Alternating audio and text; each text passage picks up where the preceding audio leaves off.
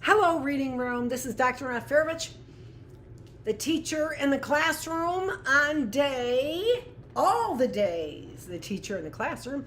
Today we are here on day 297, and we have calmed down a little bit after the brouhaha I had this morning on Early Birds, mainly because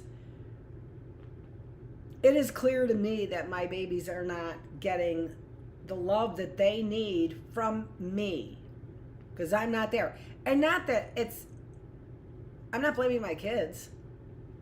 No way, Jose. I know they want to be with me. I know they think I'm a valuable teacher. No matter. There's our fragrance freshener. But before that, let's take a look at our, which I didn't show, and hopefully have them pretty much up there, but I do not. So there's our references for today. Oh, there's a new little sign I made. Yeah, and sons of mine, how come those don't work? Because they're not sons of mine. They have to work on something else. All the illegal criminal behavior that's everywhere. Okay. But this is what I wanted to show you. First of all, new color scheme. Still have the New Year's on there.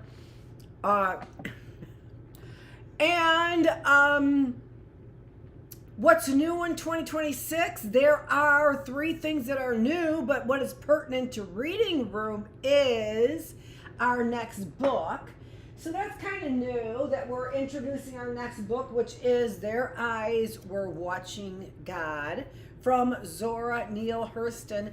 And I might change it. That's my prerogative, but I don't think so. I don't think I'm going to change this one. I've been wanting to read it for a very, very long time. Since I got it, and since this looks like this, that looks like a Schuler's bookstore or a Barnes and Noble. But it's hard to tell. And yeah, that's probably, oh, what happened here?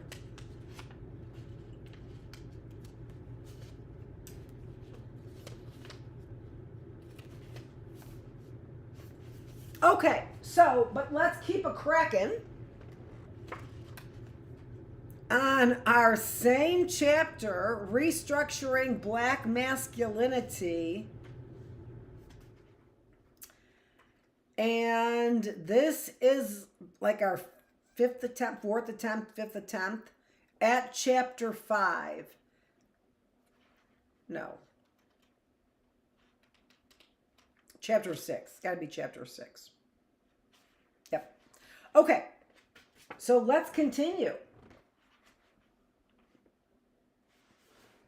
If, as Frederick Douglass maintained, power concedes nothing without a demand, the black women and men who would advocate feminism must be ever vigilant, critiquing and resisting all forms of sexism. Some black men may refuse to acknowledge that sexism provides them with forms of male privilege and power, however relative. They do not want to surrender that power in a world where they may feel otherwise quite powerless, and shouldn't have to, by the way. I mean, you know, it's different in a relationship in the bedroom, but it shouldn't be such a power struggle outside of the bedroom or in the bedroom necessarily either, making somebody feel powerless. Contemporary emergence of a conservative black nationalism, which exploits a focus on race to both deny the importance of struggling against sexism and racism simultaneously, is both an overt attack on feminism and a force that actively seeks to reinscribe sexist thinking among black people who have been questioning gender.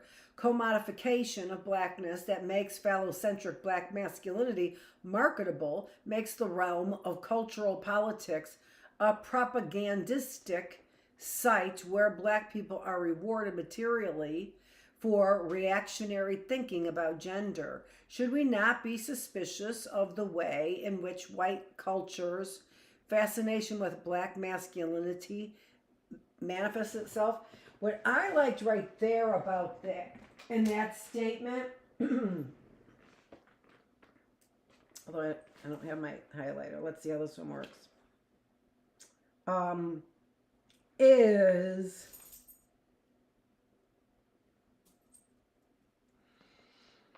where black people are rewarded materially for reactionary thinking about gender. Now think about that, right? When we talk about, psychologically speaking, evolving, right? Evolution in any form of it, not just psychologically, evolution in any form of it promotes this kind of reactionary thinking. And it is this kind of thinking that would be like, I'm a man, God damn it. They wouldn't say it in that weird voice, right? But yeah, men would be saying that and reacting on their reactionary feeling about it. My husband did that all the time. He was a reactionary man. He'd go from 0 to 60 right yesterday. Well, no, not right yesterday. He didn't need a yesterday reason to do it. He had one today to do it. So you're rewarded materially for that reactionary thinking about gender. My brother-in-law, same thing. Over in Japan, what were they paying him for? Because he was like a military Nazi. But I'm not calling him a Nazi philosophically. I'm talking about like Nazi soup kitchen kind of thing. Seinfeld. Should we not be suspicious of the way in which white culture's fascination with black masculinity manifests itself? The very images of phallocentric black masculinity that are glorified and celebrated in rap music, videos, and movies are the representations that are evoked when white supremacists seek to gain public acceptance and support for genocidal assault on black men, particularly youth. And that's true, but that's not all that they use, is it? Progressive Afrocentric ideology makes this critique and interrogates sexism. In his latest book, Black Men, Obsolete, Single, Dangerous, Haki Madhubuti courageously deplores all forms of sexism, particularly black male violence against women. Like black male political figures of the past, Madhubuti's support of gender equality and his critique of sexism is not linked to an overall questioning of gender roles and a repudiation of all forms of patriarchal domination, however benevolent. Still, he has taken the important step of questioning sexism and calling on black people to explore the way sexism hurts and wounds us. Madhubuti acknowledges black male misogyny. The fear of women that exists among many black men runs deep and often goes unspoken. That is a fear, period. It starts at the age of 10. Right around there. The fear is cultural. No, there's a fear that is DNA bound. Most men are introduced to members, it is exploited culturally. Most men are introduced to members of the opposite sex in a superficial manner, and seldom do we seek a more in-depth or informed understanding of them. Women have it rough all over the world. Men must become informed listeners.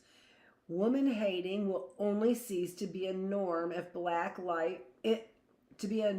in black life when black men collectively dare to oppose sexism. Unfortunately, when all black people should be engaged in a feminist movement that addresses the sexual politics of our communities, many of us are tragically investing in old gender norms at a time when many black people should be reading Madhubuti's Black Men, Sister Outsider, The Black Woman's Health Book, Feminist Theory from Margin to Center, and a host of other books that seek to explore black sexual politics with compassion and care, folks are eagerly consuming a conservative track. The Black Man's Guide to Understanding the Black Woman by Shahrazad Ali.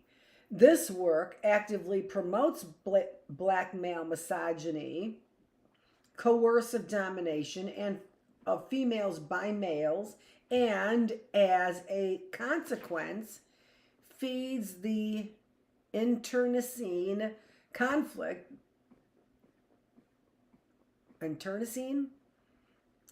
between black women and men.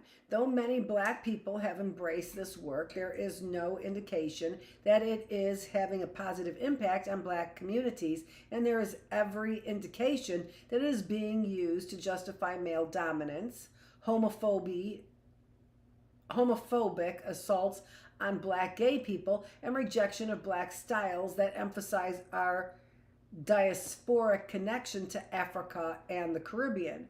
Ali's book romanticizes black patriarchy, demanding that black women submit to black male domination in lieu of changes in society that would make it possible for black men to be more fulfilled. Calling for a strengthening of black male phallocentric power to be imposed by force if need be, Ali's book in no way acknowledges sexism. When writing about black men, her book reads like an infantile caricature of the Tarzan fantasy. Using black men to assert their rightful position as patriarchs, she tells them, "Rise, black man, and take your rightful place as ruler of the universe and everything in it, including the black woman." Like Harlem Nights, this is the stuff of pure fantasy that black people, particularly the underclass, are turning to escapist fantasies that can in no way adequately address the collective need of African Americans for a renewed black liberation struggle, is symptomatic of the crisis we are facing. In that movie, they each, now I don't know how it turns out because I didn't end up watching the whole thing, I had work to do, but they're taking $50,000 and they're getting out, right? So that does not, that's what they're saying. That black people, particularly the underclass, are turning to escape fantasies. That really was a fantasy movie. That, I mean, you're talking to the boss and he's allowing you to not come through with your $15,000 basically until after the betting and gambling goes on. Well, why? All of a sudden the black man is calling the shots? Right, so it is fantasy. And the fact that they get away with it, if I remember correctly, because that is a heroic movie for black people, then, and the way he goes and shoots, three guys, 1, 2, he goes, he's been down there, bullets are flying, spraying all over the place, 1, 2, 3, they're gone. I don't know, it's interesting. Calling for a strengthening of black male phallocentric.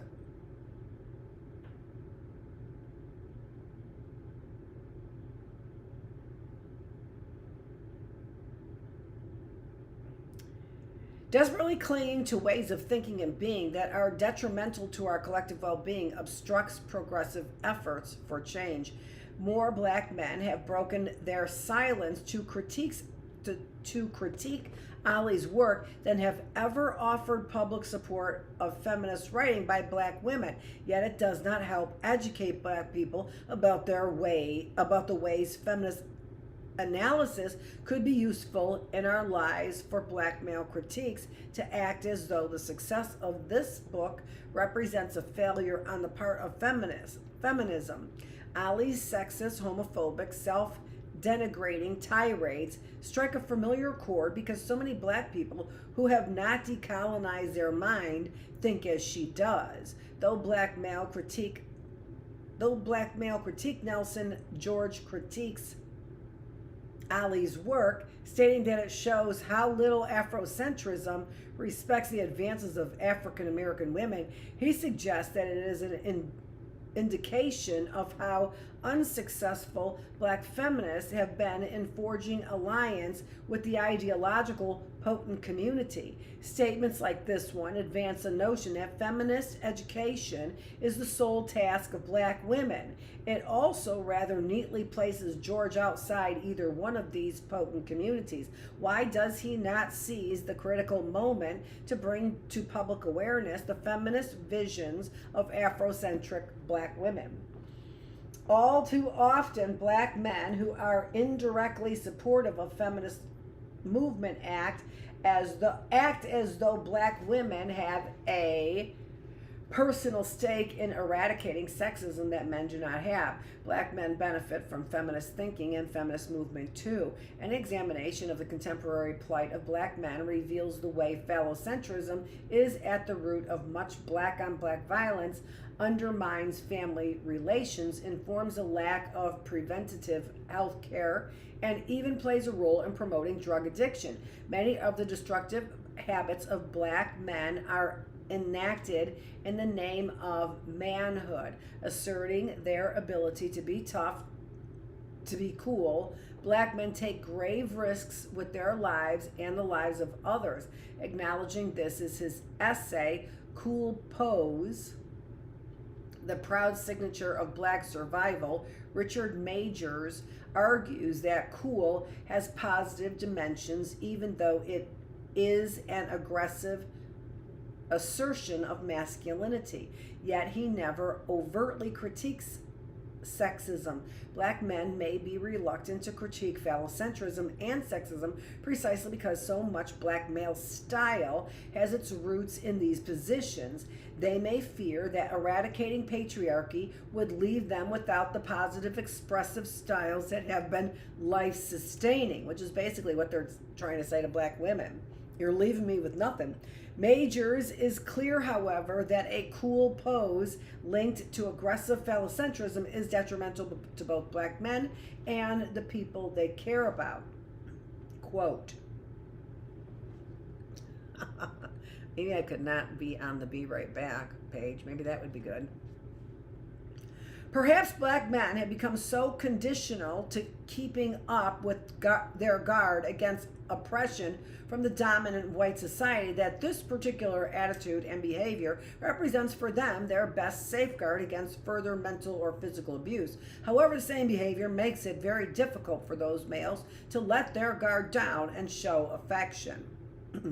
Elsewhere, he suggests, quote, that the same elements of cool that allows for survival in the larger society may hurt black people by contributing to one of the most complex problems facing black people today, black on black crime. Clearly, black men need to employ a feminist analysis, yes, that will address the issue of how to construct a life-sustaining black masculinity that does not have its roots in patriarchal phallocentrism, addressing the way obsessive concern with the phallus causes black men stress.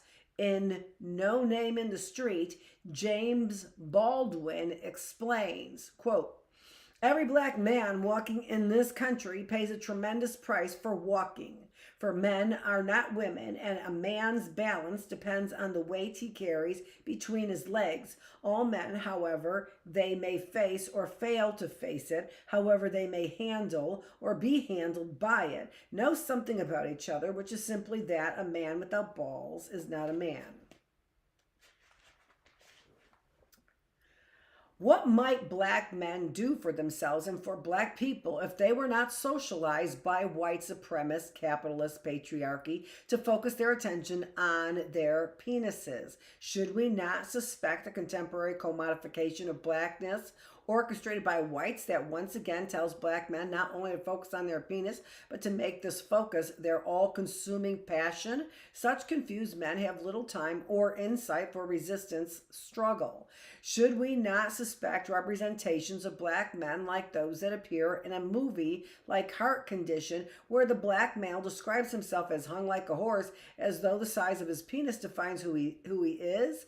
And what does it say about the future of black liberation struggles if the phrase "it's a dick thing" is transposed and becomes "it's a black thing"? If the black thing, i.e. black liberation struggle, is really only a dick thing in disguise, a phallocentric play for black male power, then black people are in serious trouble. Challenging black male phallocentrism would also make a space for critical discussion of homosexuality in black communities, since so much of the quest of phallocentric manhood, as it is expressed in black nationalist circles, rests on a demand for compulsory heterosexuality. It has also promoted the persecution and hatred of homosexuals. This is yet another stance that has undermined black solidarity. If black men no longer embrace phallocentric masculinity, they would be empowered to explore their fear and hatred of other men, learning new ways to relate. How many black men will have to die before black folks are willing to look at the link between the contemporary plight of black men and their continued allegiance to patriarchy and phallocentrism? They see it as a vicious cycle. Seriously, you don't think they've recognized patriarchy and phallocentrism? Maybe not in the way that you're suggesting, in this combined kind of way. That would be fair. And the sexism as being the real root of the systemic Simon Bar Sinister stuff. Most black men will acknowledge that black men are in a crisis and are suffering, yet they remain reluctant to engage those progressive movements that might serve as meaningful critical interventions that might allow them to speak their pain. On the terms set by white supremacist patriarchy, black men can name their pain only by talking about themselves in crude ways that reinscribe them in a context of primitivism. Why should black men have to talk about themselves as an endangered species in order to gain public recognition of their plight? And why are the voices of colonized black men, many of whom are in the spotlight, drowning out progressive voices? Why do we not listen to Joseph Beam, one such courageous voice? He had no difficulty sharing the insight that communism, socialism, feminism, and homosexuality pose far less of a threat to America than racism, sexism, heterosexism, classism, and ageism, never losing sight of the need for black men to name their realities, to speak their pain and their resistance.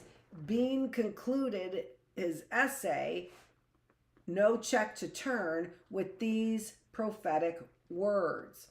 I speak to you as a black, gay, pro-feminist man moving in a world where nobody wants to know my name or hear my voice.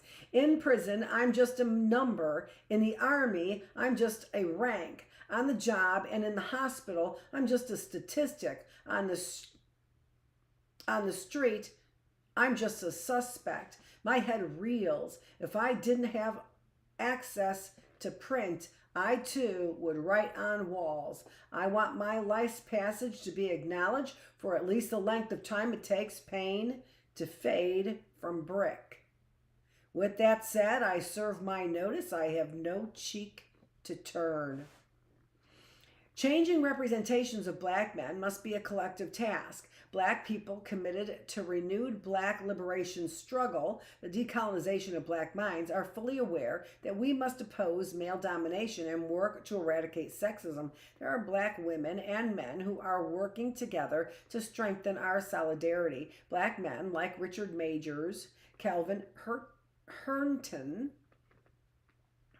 Cornel West, Greg Tate, Exis Hemphill, and others address the issue of sexism and advocate feminism. If black men and women take seriously Malcolm's charge that we must work for our liberation by any means necessary, then we must be willing to explore the way feminism as a critique of sexism,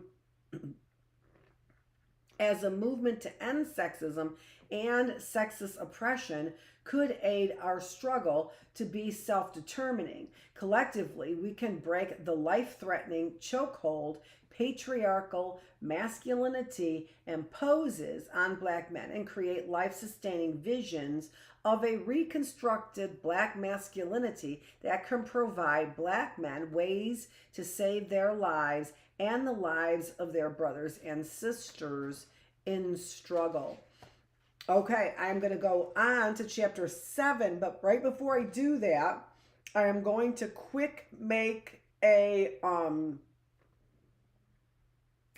make some tea so I can get something on my throat that's delicious like tea. Okay, so this is Stay Tuned for the Oppositional Gaze Black Female Spectators. I'll be right back. I'm going to put a little bit of music on for you, and we're going to see what we do have new now from the Be Right Back. Yeah, I still have that one there. Threatening.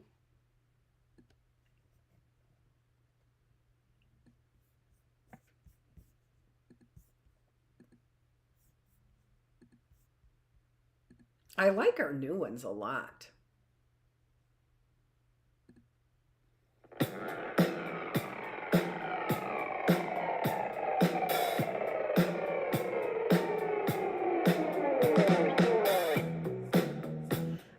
We've heard this one a million times. There we go.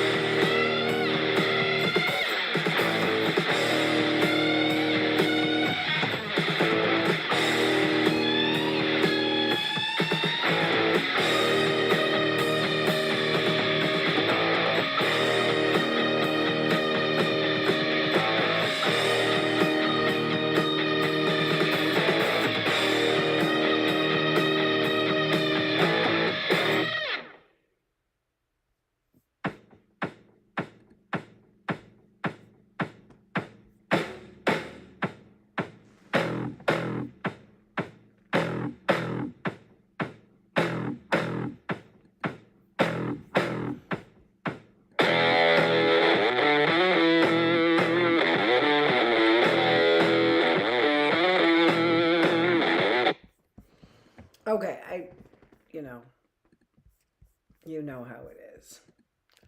Let's keep her going. Sorry for the long break. That's what it took to make the iced tea, but it's nice. Look at that. Oh my gosh. Remember, it's, what is it? Honey tea. Is that what we said? Yeah. All right, chapter 7. The oppositional gaze. Black female spectators. Let me get that up there a little bit, just like that. Okay? Little more of me. When thinking about black female spectators, I remember being punished as a child for staring. For those hard, intense, direct looks, children would give grown-ups looks that were seen as confrontational, as gestures of resistance, challenges to authority. The gaze has always been political in my life. Imagine the terror felt by the child who has come to understand through repeated punishments that one's gaze can be dangerous. The child who has learned so well to look the other way when necessary, yet when punished, the child is told by parents, "Look at me when I talk to you." Only the child is afraid to look, but fascinated by the gaze. There is power in looking.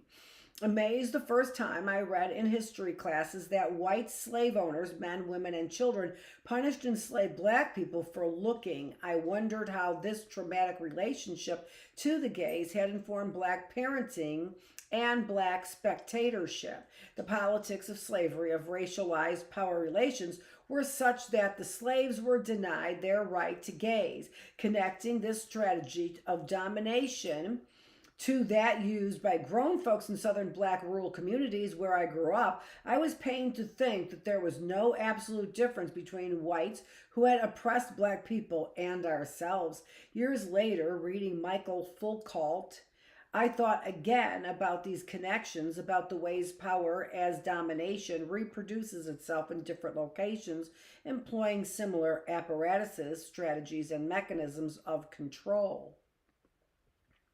Since I knew as a child that the dominating power adults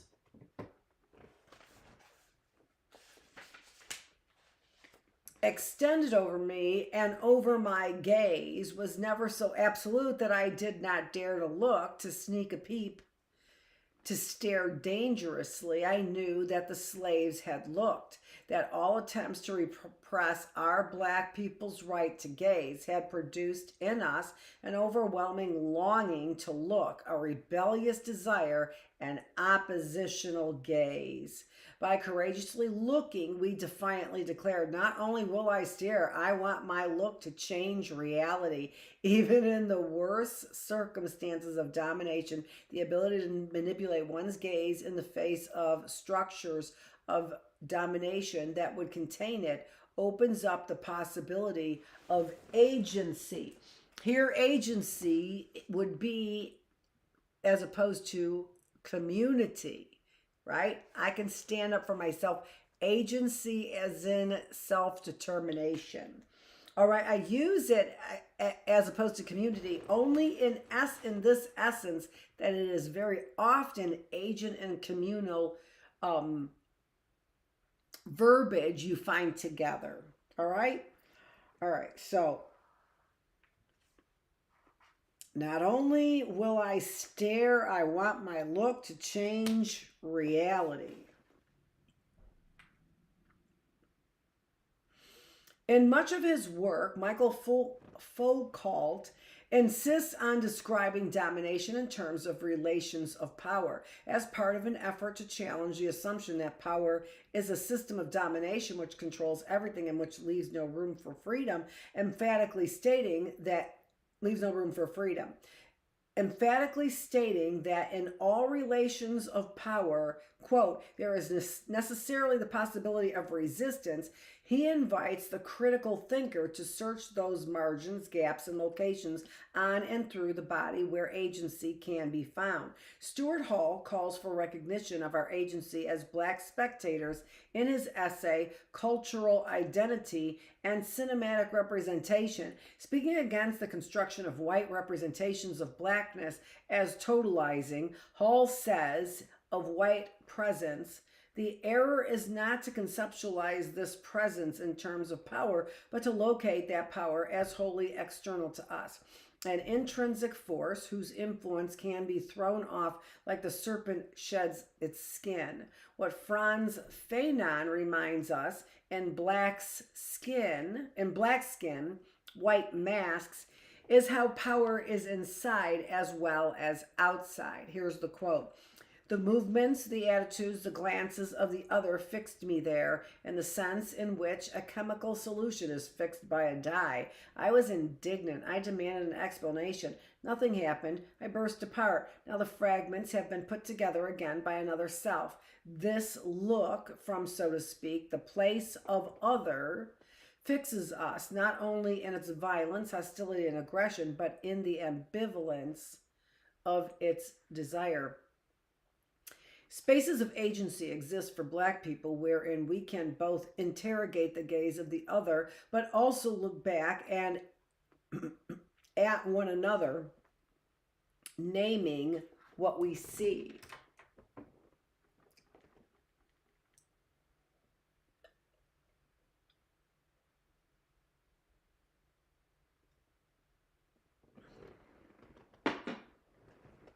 Good.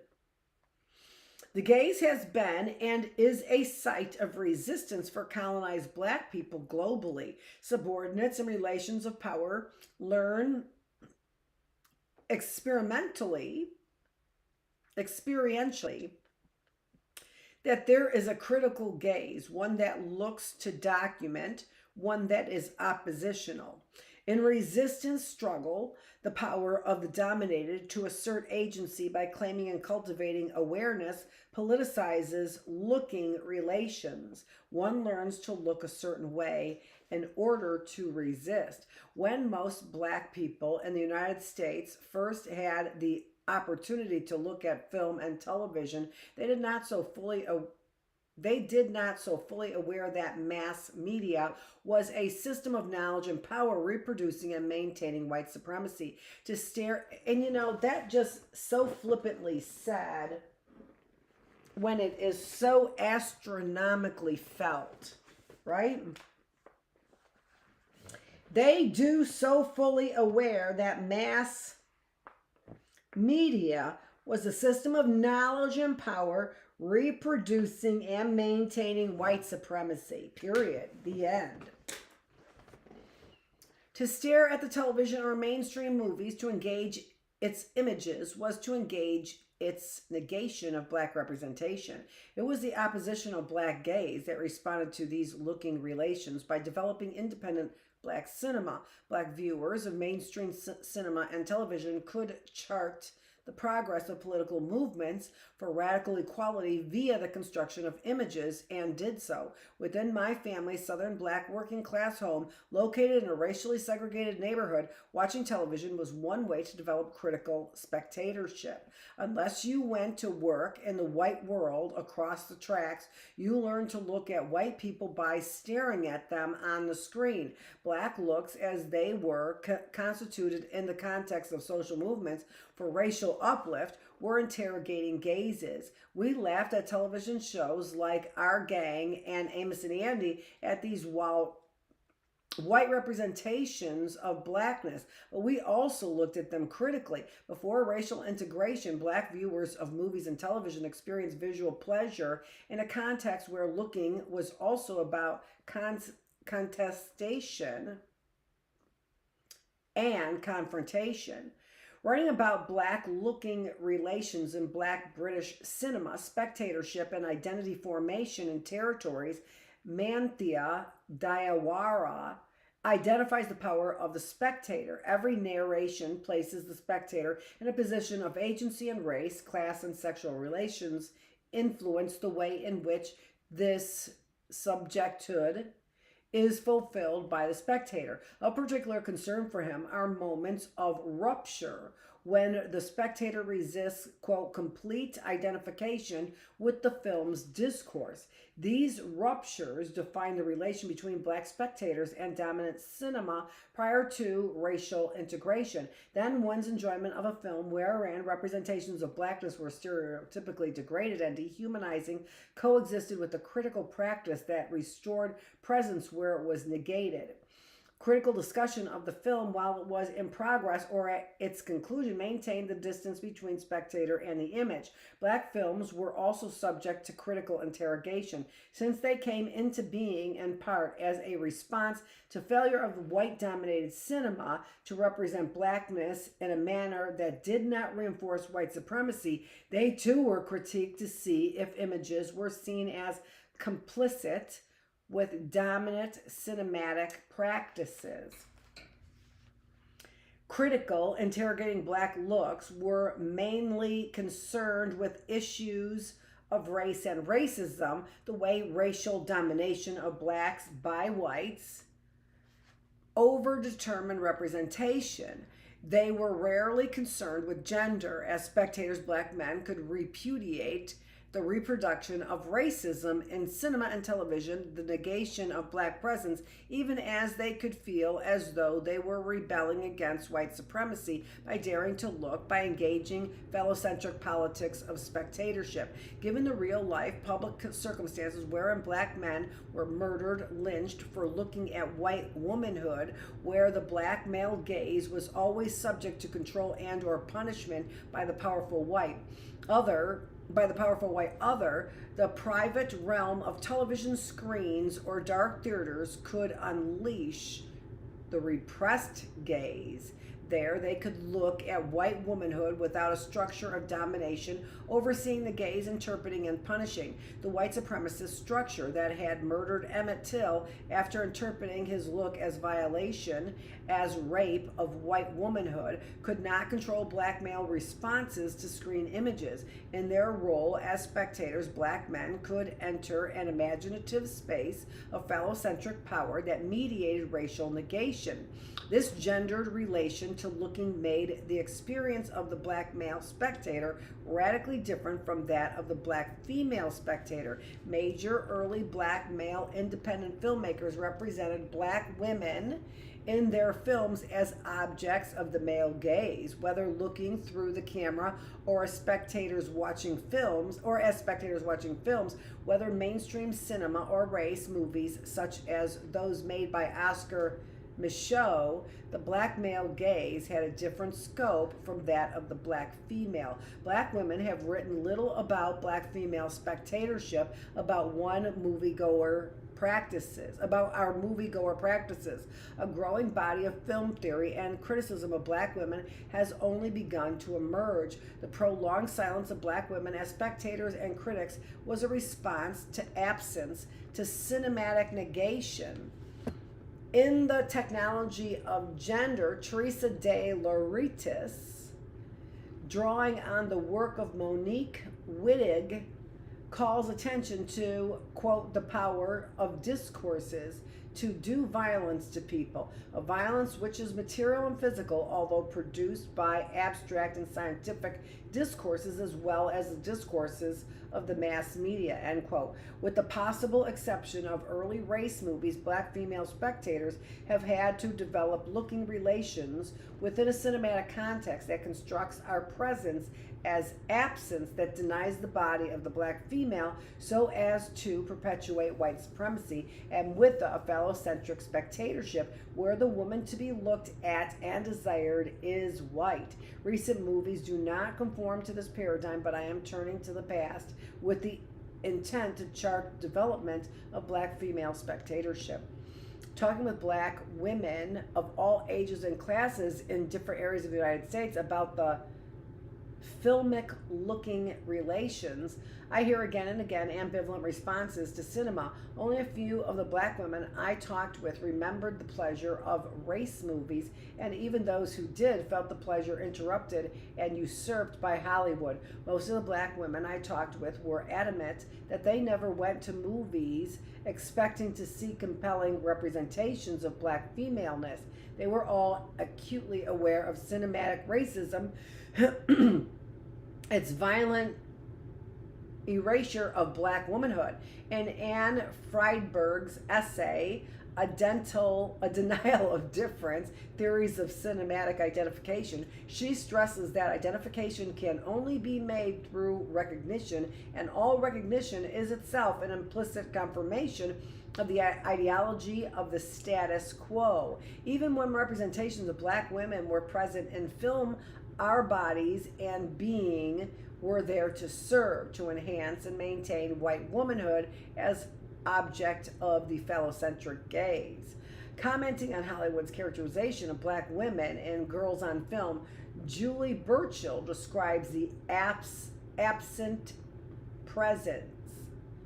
Quote, black women have been mothers without children, mammies, who can ever forget the sickening spectacle of Hattie McDaniels waiting on the simpering Vivian Lee hand and foot and inquiring like a ninny, what's my lamb gonna wear? Lena Horne, the first black performer signed to a long-term contract with a major MGM, looked gutless but was actually quite spirited. She seethed when Tallulah Bankhead complimented her on her paleness of her skin and the non-negroidness of her features. When black women actresses like Lena Horne appeared in mainstream cinema, most white viewers were not aware that they were looking at black females unless the film was specifically coded as being about blacks. Burchill is one of the few white women film critics who has dared to examine the intersection of race and gender in relation to the construction of the category woman in film as object of the phallocentric gaze. With characteristic wit, she asserts, what does it say about racial purity that the best blondes have all been brunettes? Harlow, Monroe, Bardot. I think it says that we are not as white as we think. Burchill could easily have said we are not as white as we want to be, for clearly the obsession to have white women film stars, the ultra-white, was a cinematic practice that sought to maintain a distance, a separation between the image of the black female, of the black female other. It was a way to perpetuate white supremacy. Politics of race and gender were inscribed into mainstream cinematic narrative from Birth of a Nation on. As a seminal work, this film identified what the place and function of white womanhood would be in cinema. There was clearly no place for black women. Remembering my past in relation to screen images of black womanhood, I wrote a short essay, Do You Remember Sapphire, which explored both the negation of black female representation in cinema and television and our rejection of these images, identifying the character of Sapphire from Amos and Andy as that screen representation of black femaleness I first saw in childhood. I wrote, here's the quote, she was even then backdrop, foil. She was bitch, nag. She was there to soften images of black men, to make them seem vulnerable, easygoing, funny, and unthreatening to a white audience. She was there as man in drag, as castrating bitch, as someone to be lied to, someone to be tricked, someone the white and black audience could hate, scapegoated on all sides. She was us. We laughed with the black men, with the white people. We laughed at this black woman who was not us, and we did not even long to be there on the screen. How could we long to be there when our image, visually constructed, was so ugly? We did not long to be there. We did not long for her. We did not want our construction to be this hated black female thing. Foil backdrop. Her black female image was not the body of desire. There was nothing to see. She was not us. Grown black women had a different response to Sapphire. They identified with her frustrations and her woes. They resented the way she was mocked. They resented the way these screen images could assault black womanhood, could name us bitches, nags, and in opposition, they claimed Sapphire as their own, as the symbol of that angry part of themselves white folks and black men could not even begin to understand. Conventional representations of black women have done violence to the image. Responding to this assault, many black women spectators shut out the image, looked the other way, accorded cinema no importance in their lives. Then there were those spectators whose gaze was that of desire and complicity. Assuming a posture of subordination, they submitted to cinema's capacity to seduce and betray. They were cinematically gaslighted. Every black woman I spoke with who is an ardent moviegoer, a lover of the Hollywood film, testified that to experience fully the pleasure of that cinema, they had to close down critique, analysis. They had to forget racism, and mostly they did not think about sexism. What was the nature then of this adoring black female gaze, this look that could bring pleasure in the midst of negation? In her first novel, The Bluest Eye, Toni Morrison constructs a portrait of the black female spectator. Her gaze is the masochistic look of victimization. Describing her look relations, Miss Pauline Breedlove, a poor working woman, maid in the house of a preposterous white family, asserts, quote, "The onliest time I be happy seem like was when I was in the picture show. Every time I went. I'd go early before the show started. They's cut off the lights and everything be black. Then the screen would light up and eyes move right on in them picture. White men taking such good care of they women, and they all dressed up in big clean houses with the bathtubs right in the same room with the toilet. Them pictures gave me a lot of pleasure." To experience pleasure, Miss Pauline, sitting in the dark, must imagine herself transformed, turned into the white woman portrayed on the screen. After watching movies, feeling the pleasure, she says, "But it made coming home hard. We come home to ourselves." Not all black women spectators submitted to that spectacle of regression through identification. Most of the women I talked with felt that they consciously resisted identification with films, that this tension made movie-going less than pleasurable. At times it caused pain. As one black woman put it, "I could always get pleasure from movies as long as I did not look too deep." For black female spectators who have looked too deep, the encounter with the screen hurt. That some of us chose to stop looking was a gesture of resistance. Turning away was one way to protest, to reject negation. My pleasure in the screen ended abruptly when I and my sisters first watched Imitation of Life. Writing about this experience in the Sapphire piece, I addressed the movie directly, confessing, and here's the quote, "I had until now forgotten you, that screen image seen in adolescence, those images that made me stop looking. It was there in Imitation of Life, that comfortable mammy image. There was something familiar about this hard-working black woman who loved her daughter so much, loved her in a way that hurt. Indeed, as young Southern black girls watched this film, Paola's mother reminded us of the hard-working, church-going big mamas we knew and loved. Consequently, it was not this image that captured our gaze. We were fascinated by Paola." Okay, let's stop there. That's a perfect place to start. We tomorrow for day 2 on our 3 days on, 4 days off in the classroom. If you are unfamiliar, I don't know where you've been, maybe in the 3 people who look at this. The oppositional gaze is the chapter we are on. We are on chapter 7 in our book, Black Looks by Bell Hooks. Thanks so much for joining me here in the classroom on day 297, specifically in the reading room, where we are still, no matter what we're doing, working to bring you a healthier mind, a healthier body, and a healthier spirit. Thanks so much for joining me.